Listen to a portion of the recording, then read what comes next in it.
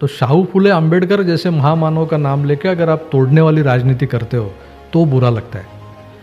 और ये सिर्फ मैं राइट विंगर हूँ या मैं हमेशा हिंदुत्व की बात करता हूँ इसलिए मुझे ये तोड़ने वाली बात लगती है, तो आप बोल सकते हो कि आप बायस हो। मगर आप ठीक से शाहू फुले अंबेडकर नाम लेके जो अपनी ये पॉलिटिकल जो भट्टी चलाते हैं और वो भट्टी के ऊपर अपनी रोटियां सेकते हैं, ऐसे लोगों का इतिहास थोड़ा सा टटोल के देखिए कि इन्होंने इनके नाम लेके, ये महापुरुषों के नाम लेके क्या किया है महाराष्ट्र में। उस वक्त पृथ्वीराज चौहान जो भी कह रहे थे, उनकी जो बातें थी, अगर उसके ऊपर गौर किया जाए तो उन्होंने एक बात कही थी कि अगर उद्धव ठाकरे अगर रेजिग्नेशन नहीं देते तो शायद कुछ पिक्चर अलग होता था। इन बगावतों के पीछे उनका आत्मसम्मान भी उतना ही ज़रूरी था या उतना ही कारगर साबित होता है। ये सिर्फ बीजेपी की चाल नहीं थी। जय हिंद दोस्तों, स्वागत है आप सबका हमारे आज के पॉडकास्ट में। दोस्तों, हमारे आज के पॉडकास्ट के जो अतिथि हैं वो महाराष्ट्र के एक बहुत ही जाने माने पॉलिटिकल एनालिस्ट हैं और वो कुछ ऐसे विषयों को छूते हैं जिनको कई बार मेन स्ट्रीम मीडिया, जिनको वो अपनी भाषा में चाय बिस्किट वाली मीडिया कहते हैं, वो छोड़ देते हैं। जी हाँ, ऐसे विषय जिनको कोई हाथ लगाना नहीं चाहता, ऐसे विषय जिनको कुछ मीडिया वाले बहुत ज़्यादा कंट्रोवर्शियल समझते हैं और समझते हैं कि अगर वो उसको हाथ लगाएंगे तो उनके चैनल के ऊपर कोई गलत प्रतिक्रिया हो सकती है, कोई गलत कार्रवाई हो सकती है, ऐसे विषयों को ये छूते हैं। जी हाँ, हमारे आज के जो अतिथि हैं उनका नाम है श्रीमान प्रभाकर सूर्यवंशी। इनका खुद का एक यूट्यूब चैनल भी है जिसका नाम है आकार DG9 और ये बहुत ज़्यादा फेमस हैं पूरे महाराष्ट्र भर में ही नहीं तो पूरे देश भर में। इनके व्यूवर्स जो हैं वो इनके काम की काफ़ी ज़्यादा सराहना करते हैं। ये अपने जो व्यू पॉइंट्स हैं वो इतने ठोस तरीके से सामने वाले के सामने प्रदर्शन करते हैं कि उनको झुटलाना या उनको नकारना एक बहुत मुश्किल बात होती है, बहुत चैलेंजिंग सिचुएशन होती है। तो उन्होंने आज महाराष्ट्र के पॉलिटिक्स के बारे में बहुत सारी जानकारी दी। तो इस वजह से जो हमारा पॉडकास्ट है वो काफ़ी लंबा हो गया है और हम इसलिए इसको 2 भागों में डिवाइड करने वाले हैं।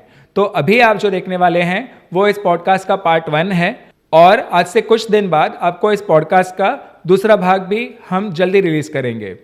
धन्यवाद दोस्तों।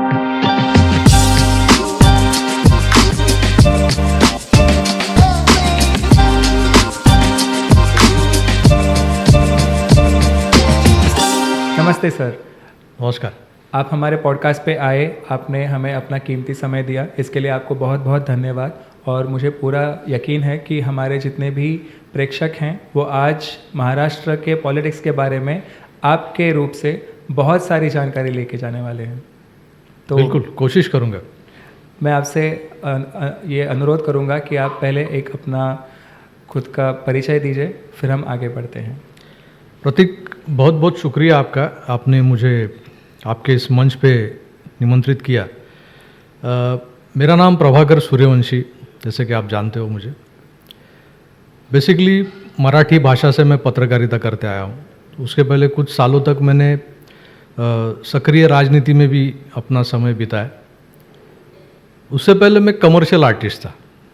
Sir JJ school of art से मैंने डिग्री ली हुई और कमर्शियल आर्टिस्ट होने के बावजूद मैं कुछ समय तक, कुछ सालों तक मैं पॉलिटिक्स में रहा, राजनीति में रहा। उसके बाद मैं पत्रकारिता में आया और अभी पिछले 22 सालों से पत्रकारिता कर रहा हूँ। महाराष्ट्र की राजनीति पे तंज कसना मेरा काम है। लोग कहते हैं कि ये विश्लेषक है, विवेचन करते हैं या एनालिसिस करते हैं, मगर अगर आप मेरे ये वीडियोस देखोगे जो मैं मेरे चैनल पे करता हूँ, आकार DG9 नाम से मेरा चैनल है, तो प्रतीत ऐसे होता है कि ये तंज कस रहे हैं। और आज की राजनीति जिस तरह से करवटें लेती है, करवट बदल रही है, तो उसके ऊपर विवेचन करना या विश्लेषण करना ये बहुत मुश्किल होते जा रहा है। उस पर तंज ही कसा जाता है। ओके। तो ये मेरा एक छोटा सा परिचय मैंने आपको दे दिया है। मतलब ये आपके लिए नहीं था, ये आपके दर्शकों के लिए था। बहुत बहुत धन्यवाद। तो आप जो सवाल आपके दिल में है तो आप पूछ सकते हो। तो सवाल सबसे पहला यही है कि अभी जो करंट परिस्थिति है महाराष्ट्र में कि 2 दिन पहले महाराष्ट्र के पूर्व मुख्यमंत्री अशोक चव्हाण जी ने अपनी पार्टी से इस्तीफ़ा देके उन्होंने बीजेपी ज्वाइन कर ली। उससे कुछ हफ्तों पहले मिलिंद देवरा जी ने भी ऐसा ही किया, अब्बास सिद्दीकी जी ने भी ऐसा ही किया। तो ये सारे लोग जो फ़िलहाल बीजेपी ज्वाइन कर रहे हैं, इसके पीछे का जो काम किया गया था ये हाल फिलहाल में हुआ है या बहुत पहले से कुछ प्लानिंग चल रहा था? काम मतलब आपका जो क्या कहते हैं उसको डायरेक्शन है वो बीजेपी की तरफ है ना, बीजेपी कुछ काम कर रही थी उसके ऊपर शायद। हाँ, तो मेरा टेक कुछ और है। ओके। अगर सिर्फ अशोक चव्हाण जी के बारे में अगर बात करनी है तो अशोक चव्हाण जी क्या थे ये पहले देखना चाहिए। अशोकराव चव्हाण, ये जो शंकरराव चव्हाण जी थे महाराष्ट्र के मुख्यमंत्री, जो गांधी परिवार के बहुत ही करीबी थे, उनके सुपुत्र, ये उनकी पहली पहचान।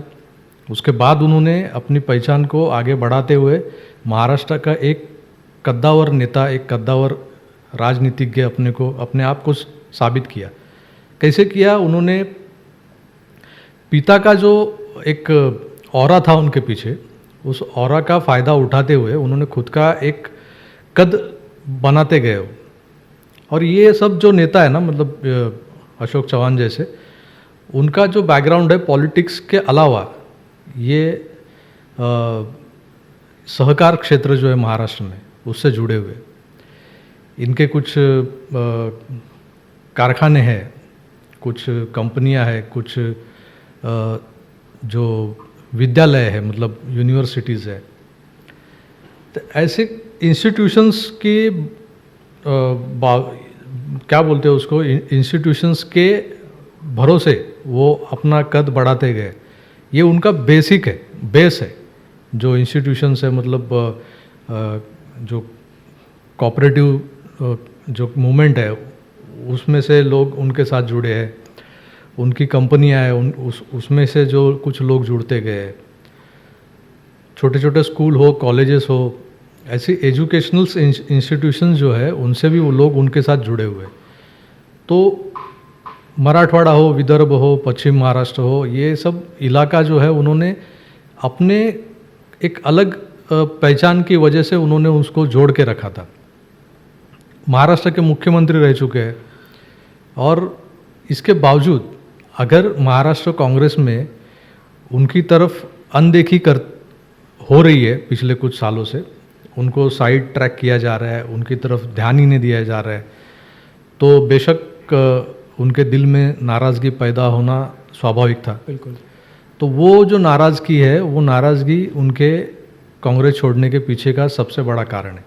अभी कहा जाता है कि उनको ईडी, सीबीआई, आईटी ऐसे कुछ जो यंत्रणाएं है उनका डर दिखा के उनको उनसे पार्टी छुड़वाई गई।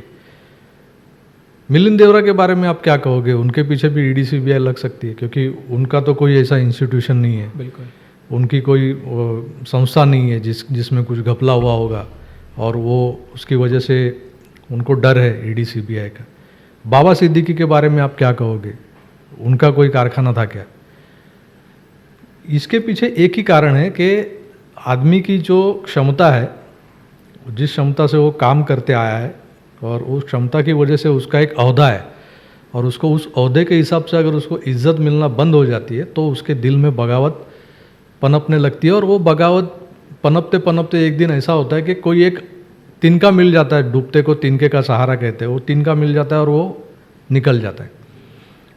बीजेपी ने सिर्फ इतना किया कि इनके दिल में जो बगावत पनप रही थी, उस बगावत की आग को उन्होंने हवा दी और समय आते ही वो हवा इतनी बढ़ा दी, तेज़ कर दी कि आग लग गई। और ये परसों का नतीजा है कि अशोक चव्हाण जैसा एक कद्दावर नेता कांग्रेस छोड़ के बीजेपी में आ गया। जैसे कि इसके पहले हमने देखा मिलिंद देवरा जी शिंदे साहब की शिवसेना में गए जी, बाबा सिद्दीकी गए अजीत पवार के राष्ट्रवादी में जी। तो इन बगावतों के पीछे उनका आत्मसम्मान भी उतना ही ये ज़रूरी था या उतना ही कारगर साबित होता है। ये सिर्फ बीजेपी की चाल नहीं थी।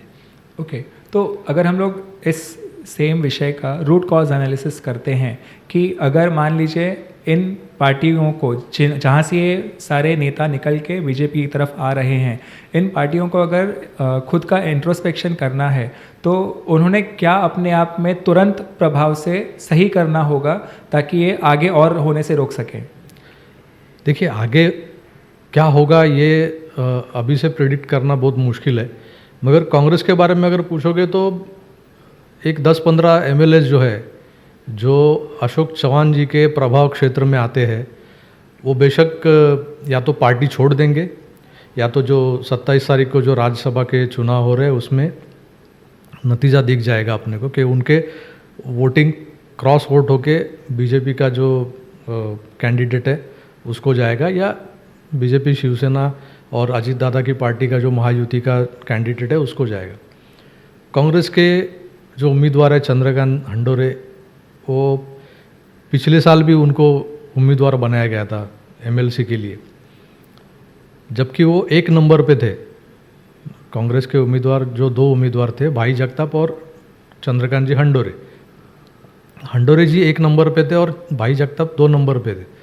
तो पहला वोट जो होता है, पहले प्रायोरिटी वाला, वो हंडोरे जी को जाना चाहिए था, सेकंड वाला भाई जगताप को जाना चाहिए था, मगर भाई जगताप को सारे वोट चले गए और चंद्रकांत हंडोरे जी को सेकंड प्रेफरेंस वाले वोट चले गए। उसकी वजह से वो हार गए जी उस चुनाव में। अभी भी जो राज्यसभा के लिए उनको मनोनीत किया गया है, तो मेरे ख्याल से उनकी हार अभी से मुझे लग रहा है कि वो निश्चित कर चुके हैं कांग्रेस वाले, क्योंकि जिस तरह से अशोक चौहान जी बाहर निकले हैं, तो उसके साथ उनको मानने वाले जो भी एमएलएज हैं, उनके प्रभाव क्षेत्र में आने वाले, वो शायद क्रॉस वोटिंग कर सकते हैं और उसका जो खामियाजा भुगतना पड़ेगा वो चंद्रकांत हंडोरे जी को पड़ेगा। आपने कहा, पूछा था मुझे कि इनको तुरंत प्रभाव से क्या करना चाहिए, मतलब फायर फाइटिंग जिसे कहते हैं। तो ये फायर फाइटिंग अभी कांग्रेस के लिए तो बड़ी मुश्किल बात है। रही बात शिवसेना उभाठा और ये जो राष्ट्रवादी का जो बचा कुचा जो गठ है, गुट जिसे कहते हैं, सुप्रिया ताई और शरद पवार जिसे लेके चल रहे, ये दोनों जो गुटों में जो बचे कुछ एमएलएज है, इनके पास कुछ 13-14, इनके पास भी कुछ 15-16 एमएलएज है।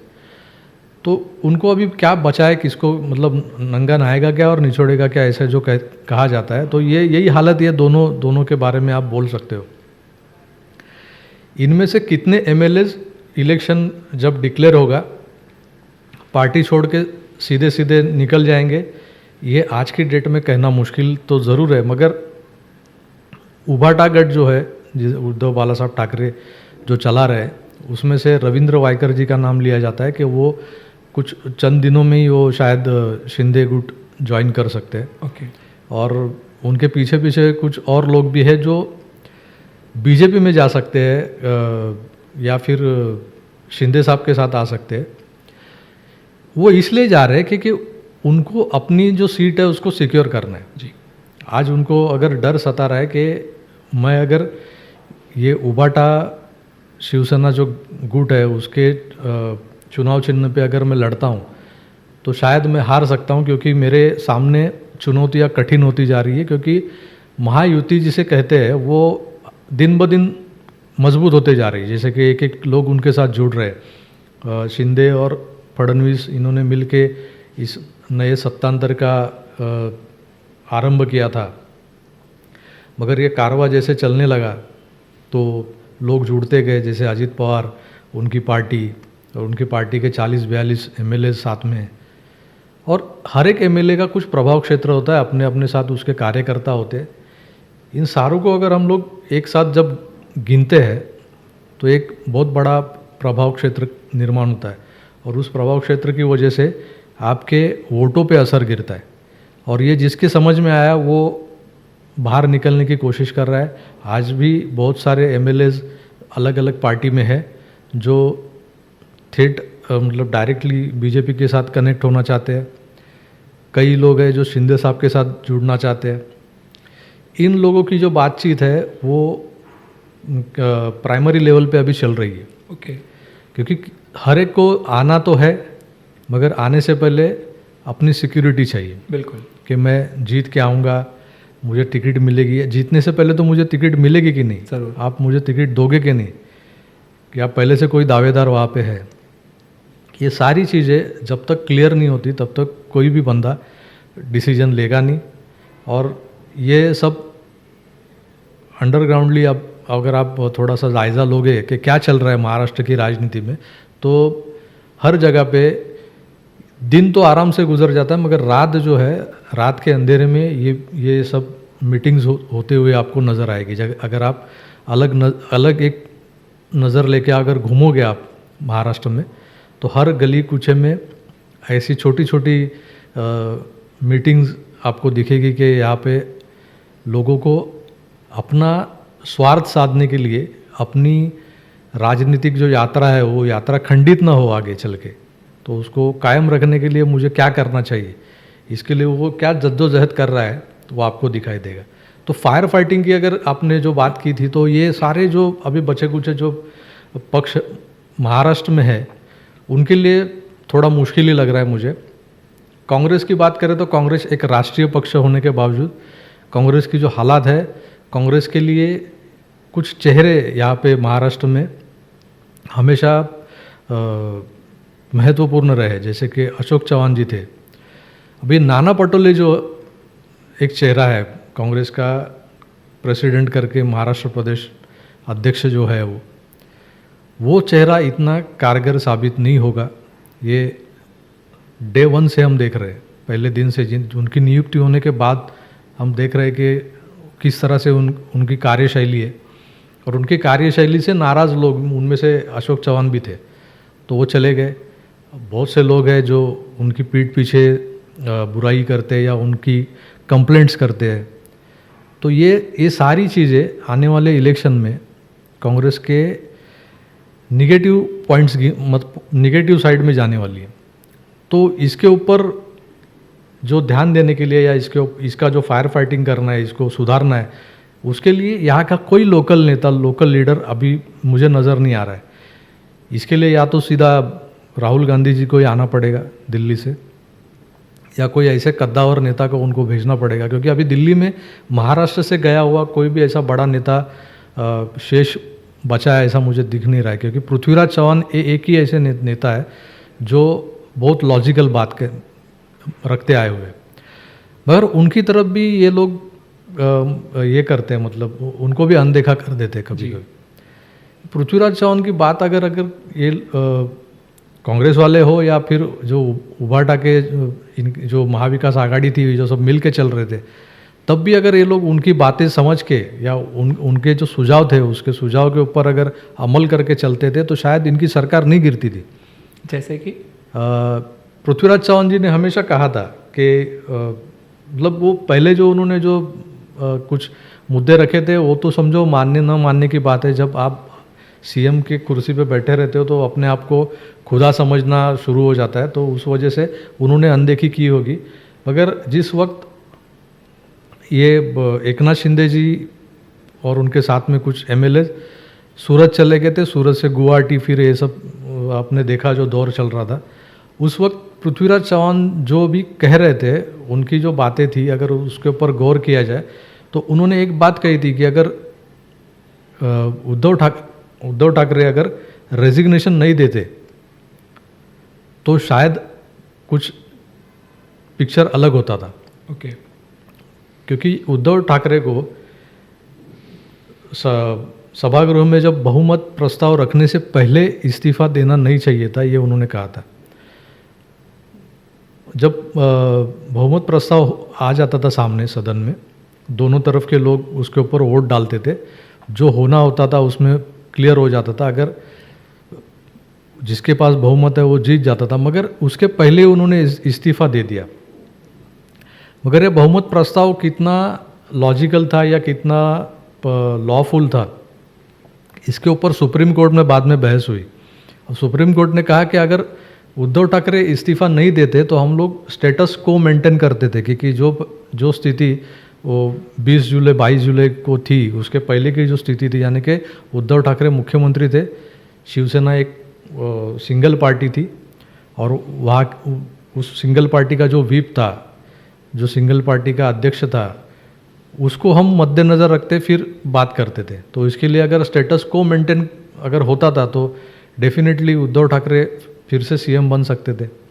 ये बात बाद में बहुत लोगों ने कही, मगर सबसे पहले ये बात कही थी पृथ्वीराज चौहान जी ने। अगर पृथ्वीराज चौहान जी को किसी ने तभी सीरियसली लिया नहीं, उसकी वजह से बहुत सारे जो कुछ मुद्दे ऐसे थे कि वो पहले से कहते आ रहे थे मगर किसी ने ध्यान में नहीं रखा।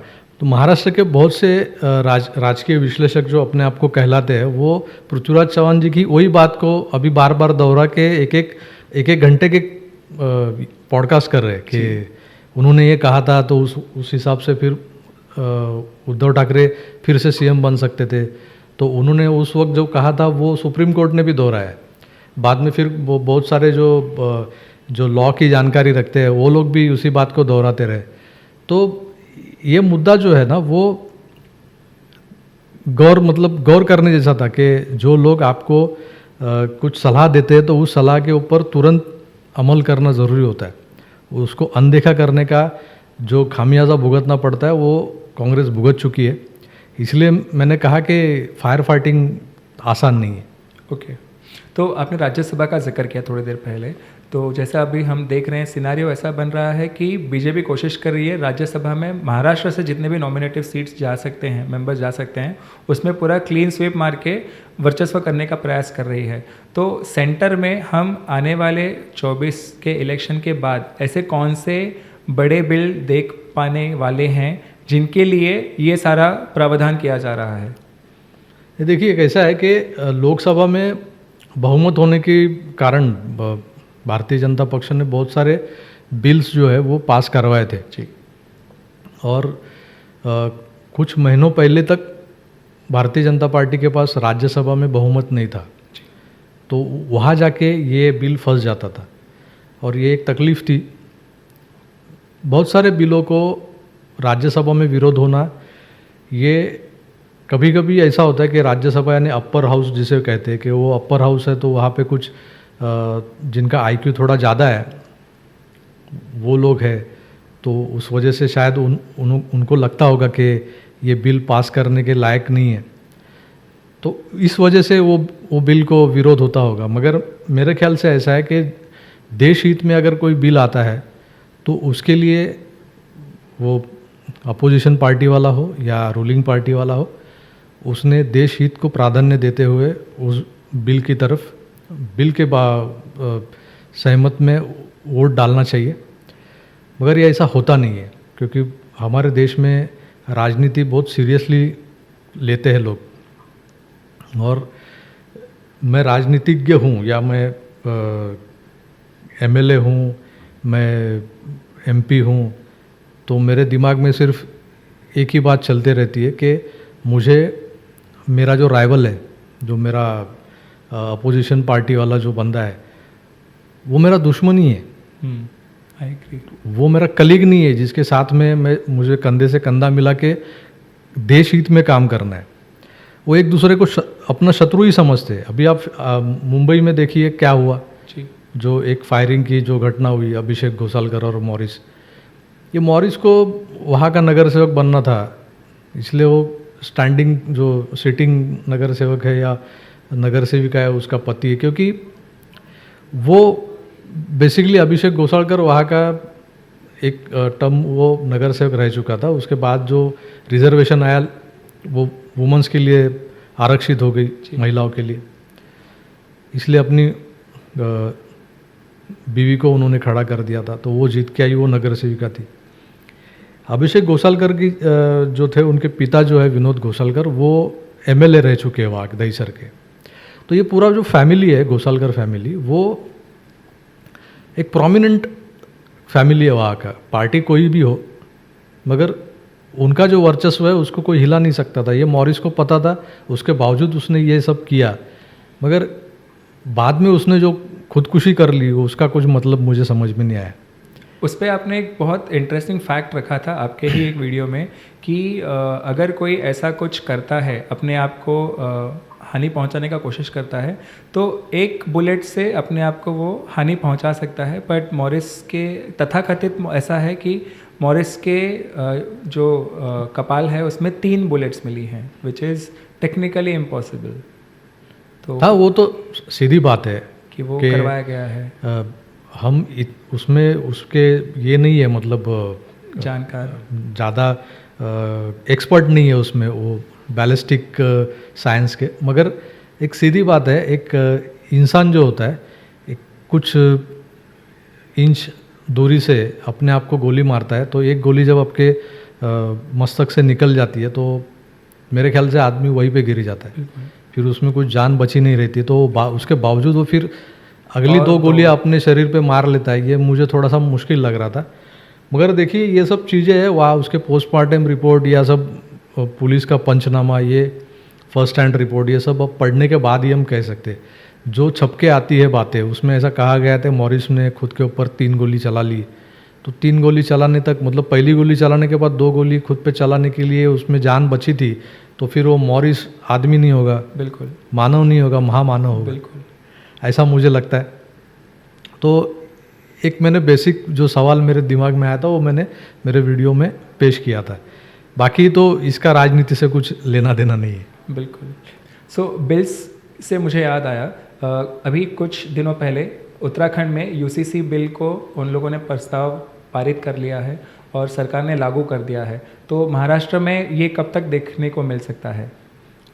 देखिए, उत्तराखंड में भारतीय जनता पक्ष के पास जो सत्ता है वो पूर्ण बहुमत वाली सत्ता है जी।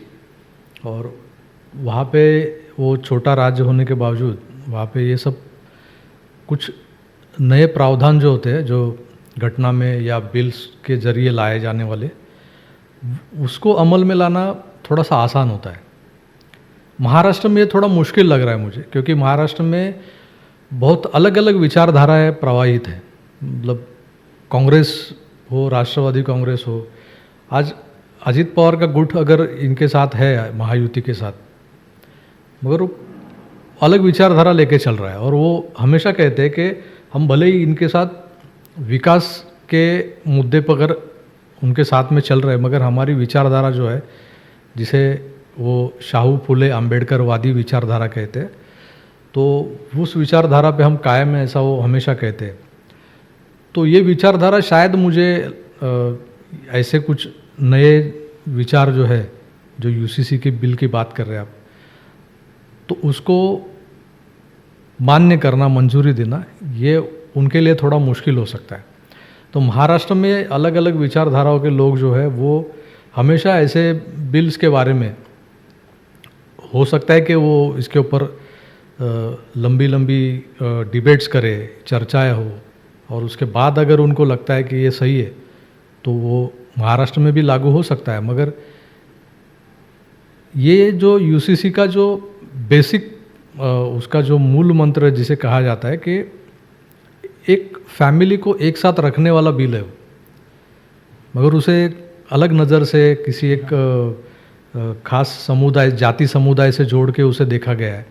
और उसके बारे में मैंने भी बहुत सारे वीडियोस किए हैं। मैंने बहुत जिनको इस लॉ के बारे में पूरी तरह से ज्ञान है, जिनको नॉलेज है, ऐसे एडवोकेट्स के साथ मैंने पॉडकास्ट किए हुए और लोगों को समझाने की कोशिश की है कि ये बिल क्या है।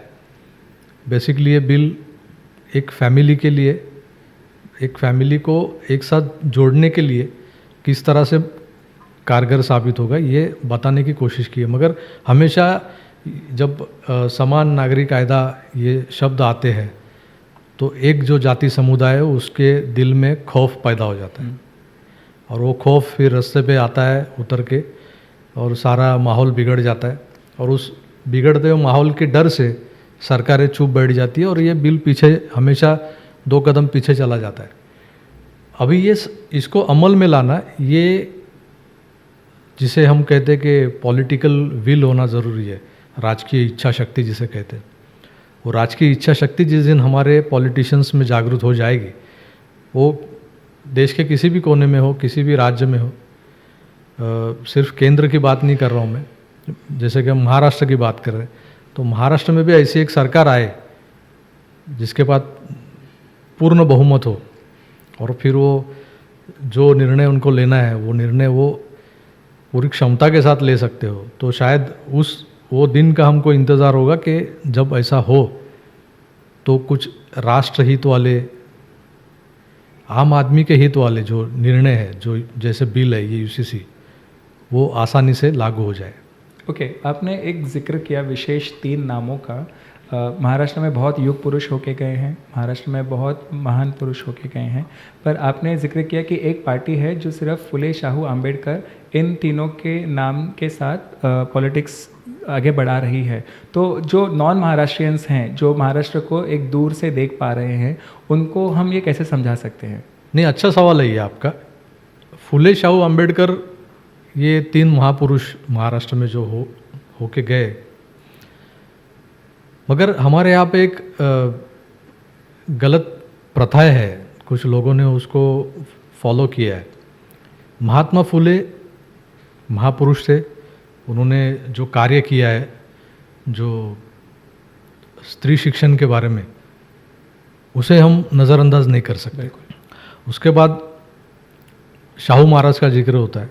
शाहू महाराज ने जो जाति व्यवस्था, वर्ण व्यवस्था मिटाने की जो कोशिश की, वो एक अलौकिक कार्य था, उसे नज़रअंदाज नहीं किया जा सकता। बाबा साहब अम्बेडकर के बारे में क्या कहते हैं हम लोग, मतलब उनके बारे में कहना, ये मेरा कद उतना नहीं है कि मैं उनके बारे में बात करूं। उनको लोग महामानव ही कहते हैं, बिल्कुल। आगे और भी कुछ लगाते, बोधिसत्व लगाते, महामानव कहते, परम पूज्य। तो और उन्होंने ये हमारे देश की जो घटना है, कॉन्स्टिट्यूशन लिखा है उन्होंने, तो ऐसे महापुरुषों का नाम लेके अगर हम राष्ट्रहित का कुछ काज करें तो समझ सकते हैं हम, मगर इन महापुरुषों का नाम लेके महाराष्ट्र का एक राजकीय मत प्रवाह ऐसा है कि वो कुछ लोगों को जो धारा, जो जिसे मुख्य धारा कहते हैं, जो मेन स्ट्रीम कहते हैं, उस मुख्य धारा से अलग थलग करने की कोशिश करते हैं हमेशा। ओके, ये जोड़ने वाली राजनीति नहीं है, ये तोड़ने वाली राजनीति है। तो शाहू फुले अंबेडकर जैसे महामानव का नाम लेके अगर आप तोड़ने वाली राजनीति करते हो तो बुरा लगता है। और ये सिर्फ मैं राइट विंगर हूँ या मैं हमेशा हिंदुत्व की बात करता हूँ इसलिए मुझे ये तोड़ने वाली बात लगती है, तो आप बोल सकते हो कि आप बायस हो, मगर आप ठीक से शाहू फुले अंबेडकर नाम लेके जो अपनी ये पॉलिटिकल जो भट्टी चलाते हैं और वो भट्टी के ऊपर अपनी रोटियां सेकते हैं, ऐसे लोगों का इतिहास थोड़ा सा टटोल के देखिए कि इन्होंने इनके नाम लेके, ये महापुरुषों के नाम लेके क्या किया है महाराष्ट्र में। हिंदुत्ववादी हो, राइट विंगर हो, हमेशा राष्ट्रीय विचारों के ऊपर चला है। तो अगर राष्ट्रवादी विचार जिसे कहते हैं, मगर इसी नाम से एक पॉलिटिकल पार्टी बनने की वजह से वो राष्ट्रवादी विचार उनके हो गए, ऐसा वो उनका कहना है। इसलिए हम अभी राष्ट्रवादी विचार नहीं कहते, हम राष्ट्रीय विचार कहते हैं। जी, राष्ट्रीय विचार वो होता है जो राष्ट्र के हित में होता है। बिल्कुल। शाहू फुले अंबेडकर महामानव थे, इनके नाम का आसरा लेके आप अपनी ही पॉलिटिकल नीड जो है उसको फुलफिल करने के पीछे दौड़ रहे हो, वो गलत है। महाराष्ट्र के बाहर की जो जनता है उनको एक गलतफहमी होते जा रही है कि ये शाहू फुले अंबेडकर ये क्या अलग चीज़ है। जी, अलग चीज़ नहीं है। ये जैसे महाराष्ट्र के लिए आदर्शवत है, वैसे ही वो देश के लिए, हिंदुस्तान के लिए आदर्शवत है। बिल्कुल। वो राइट विंगर हो, लेफ्ट विंगर हो, कोई भी हो, ये तीनों नाम सबके लिए पूजनीय है, मगर इनको सबसे तोड़ने का काम चल रहा है। गलत प्रोजेक्शन हो रहा है। ये गलत प्रोजेक्शन हो रहा है।